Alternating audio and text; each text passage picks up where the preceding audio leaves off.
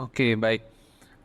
Dari pengalaman saya di properti juga memang Pak Helmi, ketika kita coba ngobrol tentang lelang gitu ya, kalau kami memang melihatnya masih banyak ruang gerak untuk bertumbuh, apa, kekhawatiran teman-teman itu memang dikarenakan banyak informasi yang mereka belum dapatkan begitu. Nah tentu, karena itu kita mau coba bikin, acara sore hari ini ya Pak Helmi ya, supaya minimal kita bisa berkontribusi nih secara positif buat teman-teman supaya lebih lebih semangat, lebih berani terjun di lelang gitu ya untuk transaksi-transaksinya begitu. Dan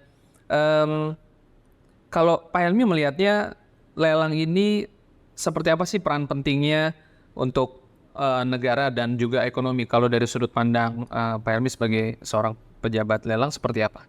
Ya, yang pasti lelang itu sebagai salah satu instrumen dalam perekonomian negara kita.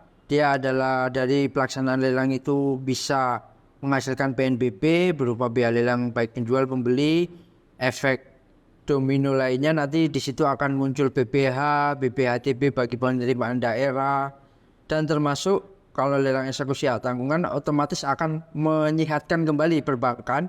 Dia akan memperoleh dana segar lagi yang akan bisa diputar lagi untuk disalurkan lagi ke masyarakat sebagai bentuk kredit-kredit lainnya kan gitu.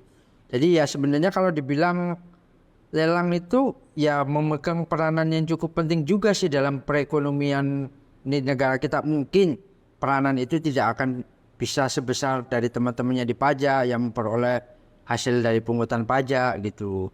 Tapi tetap mau tidak mau lelang ikut andil dalam perekonomian negara ini. Oke. Nah, dari sekian banyak jenis lelang yang Pak Helmi mungkin tahu ya, atau mungkin kan ada teman-teman lain juga gitu.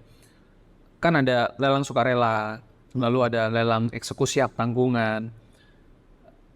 Kira-kira mana yang lebih cukup mendominasi di market lelang nih, dari yang Pak Helmi pernah lihat gitu ya? Apakah trennya masih lebih besar di lelang eksekusi hak tanggungan atau di lelang sukarela?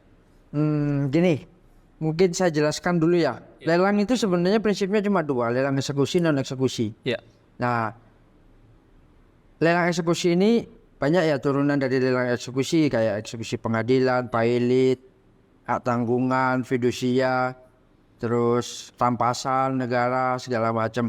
Nah, non eksekusi ini dibagi menjadi non eksekusi wajib dan non eksekusi sukarela. Non eksekusi wajib itu lelang yang dilaksanakan terhadap aset-aset negara. Jadi aset-aset yang dimiliki oleh instansi di situ kan kendaraan, inventaris segala macam itu kan satu-satunya penjualan yang diperkenankan dalam peraturan perundangan kita adalah melalui lelang. Nah, kalau lelang non eksekusi sukarela sebenarnya sama halnya kayak jual beli biasa aja. Pembeli penjual ketemu nanti dilakukan pembuatan akte melalui notaris. Nah, ini bisa dijadikan opsi sebagai salah satu proses jual belinya yaitu melalui lelang. Kenapa di sini melalui lelang? Nah, ini mungkin meluruskan persepsi masyarakat juga ya yang melihat video kita kali ini, menjelaskan bahwa lelang zaman sekarang mungkin beda lelang zaman dulu. Sekarang udah proses by online, sistem semuanya tergantung kepada sistem yang ada. Semuanya bisa dilakukan di web. Jadi salah satu keunggulan lelang sekarang melalui online adalah pembeli tidak perlu hadir pada saat pelaksanaan lelang. Jadi dia cukup pegang gadgetnya, mau nawar dari komputer, PC. Jadi dia mau dimanapun tidak terikat. Kalau kita jual beli biasa lewat notaris kan pembeli harus datang ketemu. Di situ harus bikin akta tanda tangan. Nah, di sini lelang menawarkan opsi bahwasanya kita melalui lelang online, pembeli itu tidak perlu hadir. Jadi mereka bisa apa ya? Tidak terbuang waktunya, terus nggak perlu takut lagi. Karena dulu kan modelnya masih kita kalau mau beli lelang kita diintimidasi nggak boleh beli ini karena ada ini. Nah, semuanya itu sudah tidak berlaku lagi. Jadi semuanya bebas, lelang itu terbuka. Nah, kenapa bisa terbuka? Semuanya berhak ikut dengan harapan itu akan terbentuk harga yang optimal itu. Jadi saling menguntungkan kedua belah pihak dalam artian si penjual mendapatkan hasil yang maksimal, dengan hasil lelang yang maksimal maka negara juga akan menerima PNBP yang maksimal juga itu. Oke. Dan ini sebenarnya cukup menarik kalau kita